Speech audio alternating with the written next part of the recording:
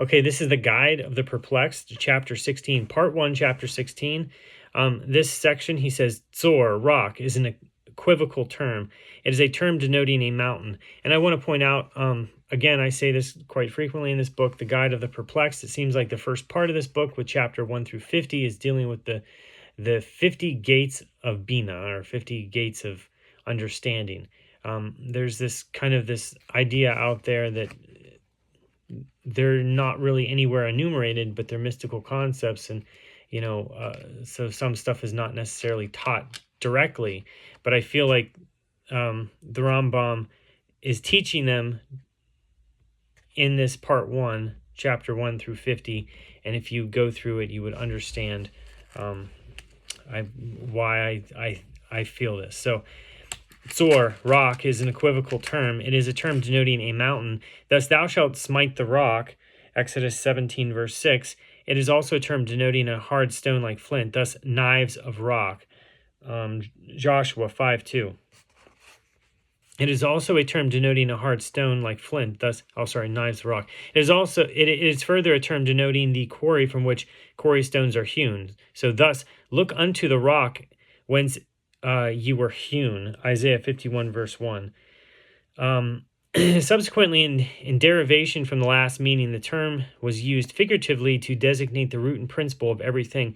It is on this account that after saying, look unto the rock whence you were hewn, Scripture continues, or says, look unto Abraham your father, and so on.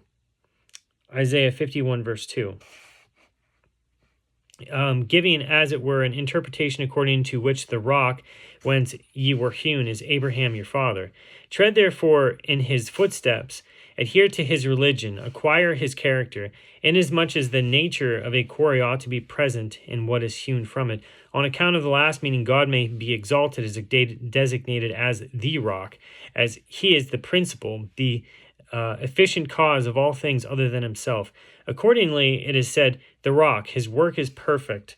Deuteronomy 32, verse 4.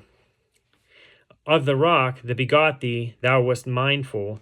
Deuteronomy 32, verse 32:18. Their rock has given them over. Deuteronomy 32:30. And there is no rock like our God. 1 Samuel 2:2. The rock of eternity. Isaiah 26, verse 4. The verse, and thou shalt stand erect upon the rock, Exodus 33:21, means rely upon and be firm in considering God. May he be exalted as the first principle. This is the entryway through which you shall come to him, as we have made clear when speaking of his saying to Moses, behold, there is a place by me.